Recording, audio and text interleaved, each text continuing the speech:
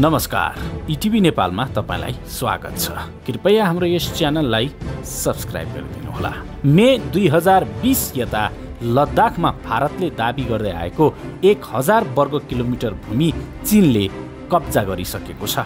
सैन्य र कूटनीतिक तहमा अनेकौं चरणका वार्ता भइसकेका छन्, तर चीन आफ्नो सैनिकलाई पछि हटाएर यथास्थितिमा फर्किन मानेको छैन।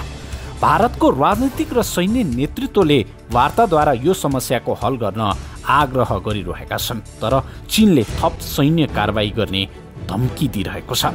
गत साता चिनिया र भारतीय रक्षा मन्त्री बीच मस्कोमा वार्ता भयो। त्यसको लगत्तै चीनले तनाव बढाउन भारत जिम्मेवार रहेको आरोप लगाउँदै 1 इन्च पनि भूमि नछाड्ने घोषणा गर्यो।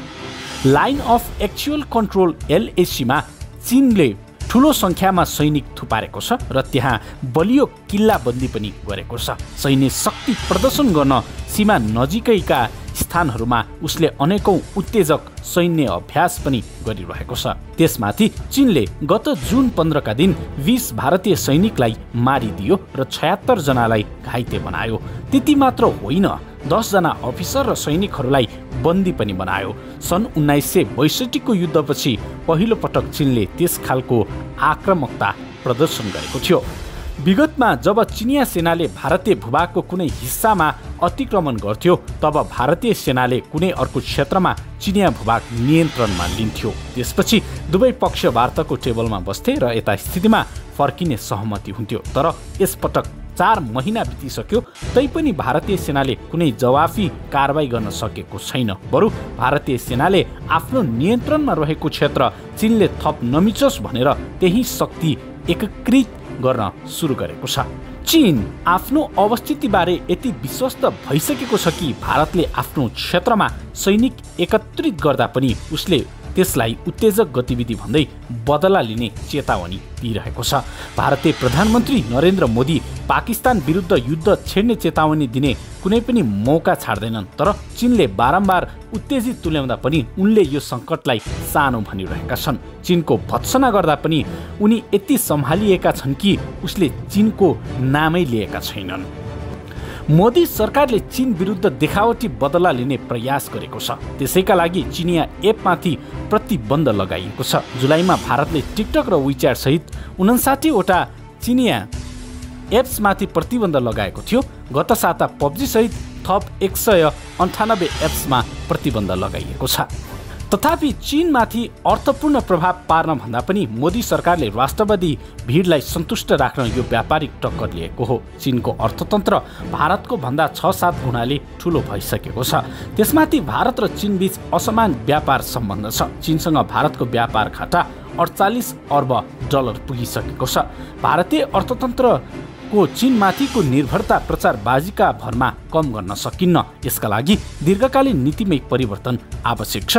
तर बदलाका लागि आर्थिक क्षेत्रमा मोदीले चालेका कदमले चीनका लागि होइन, भारतीय अर्थतन्त्रकै लागि थप चुनौती सिर्जना गर्नेछ। चीनले निरन्तर आक्रामक व्यवहार प्रदर्शन गरिरहेको छ। यसले मोदीलाई रणभुल्ल पारिदिएको छ। भारतले कसरी आवश्यक जवाफ दिने भन्ने विषयमा सी जिनपिङको चालका अघि मोदी पुरै निरीह साबित भएका छन्। भारत र चीन बीच अनेकौं विवाद भए पनि सन् 1980 को दशकको मध्यदेखि दुवैले काम चलाउ सम्बन्ध विकास गरेका थिए। उनीहरू खुल्लमखुल्ला एक अर्काका दुश्मन जसरी प्रस्तुत हुन छाडेका थिए। द्विपक्षीय द्वन्द्व व्यवस्थापनको ढाँचा तयार गर्न उनीहरू सफल भएका थिए, तर त्यो बाटो अब भिरमा पुगेर टुङ्गिएको देखिन्छ। चीनले यतिबेलै भारत विरुद्ध दण्डात्मक गतिविधि गर्ने निर्णय किन लियो, यो प्रश्नको जवाफ खोज्न आवश्यक छ। प्रधानमन्त्रीको पहिलो कार्यकालमा मोदीले केही यस्ता कदम चालेका थिए जसले चीनलाई नराम्ररी चिढ्याएको थियो। सन् 2016 मा मोदीले अमेरिकासँग दुई देशका सेनाबीच logistic exchange memorandum of agreement गरेका थिए। त्यस्तै सन् 2017 देखि मोदीले चिनिया राष्ट्रपति सी को प्रिय परियोजना belt and road initiative BRI बहिष्कार गर्ने निर्णय लिए। यसले चीन आक्रोशित भएको थियो र बदलाका लागि उपयुक्त समयको पर्खाइमा थियो।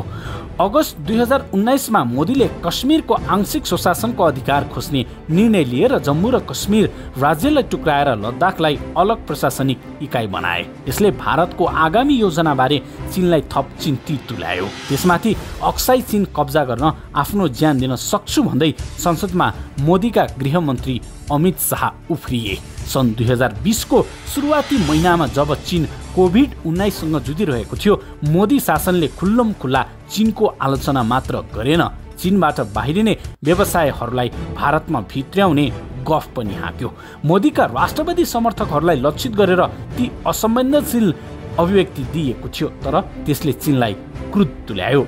चीन कोभिड-19 सङ्कटबाट चाँडो मुक्त भयो र उसको अर्थतन्त्र पनि लयमा फर्क्यो। तर भारत यसबेला महामारीको एपिसेन्टर बनेको छ र उसको अर्थतन्त्र पनि निरन्तर ओह्रालो लागिरहेको छ।